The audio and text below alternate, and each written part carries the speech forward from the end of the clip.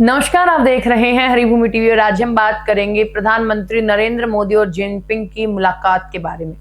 7 साल बाद चीन पहुंचे प्रधानमंत्री नरेंद्र मोदी ने आज चीन के राष्ट्रपति शी जिनपिंग से मुलाकात की। ये मुलाकात दोनों देशों के बीच संबंधों को सुधारने की दिशा में एक महत्वपूर्ण कदम मानी जा रही है। पिछले साल गलवान झड़प के बाद से भारत और चीन के बीच तनाव बढ़ा हुआ था, लेकिन इस मुलाकात से रिश्तों में नई उम्मीद जगी है।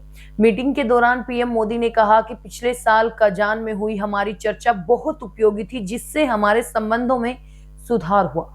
उन्होंने सीमा पर सैनिकों की वापसी और शांति स्थिरता के माहौल का जिक्र किया। मोदी ने यह भी बताया कि कैलाश मानसरोवर यात्रा फिर से शुरू हो गई और दोनों देशों के बीच सीधी उड़ानें भी जल्द ही शुरू होंगी।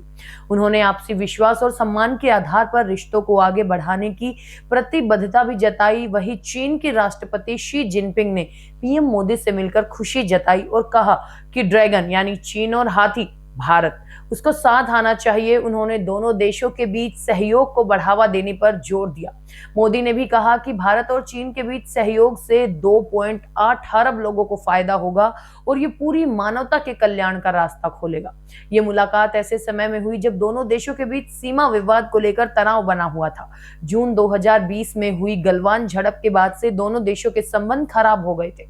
इस यात्रा का मुख्य उद्देश्य सीमा विवाद को कम करना और संबंधों को फिर से पटरी पर लाना था।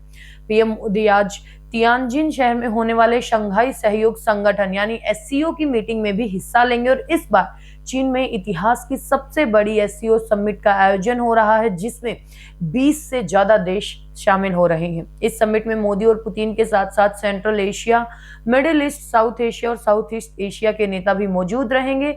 मोदी सोमवार को रूसी राष्ट्रपति पुतिन से भी मिलेंगे और ये यात्रा भारत और चीन के बीच संबंधों में सुधार के लिए एक महत्वपूर्ण कदम मानी जा रही है। उम्मीद है कि इससे दोनों देशों के बीच शांति और सहयोग का नया अध्याय शुरू होगा।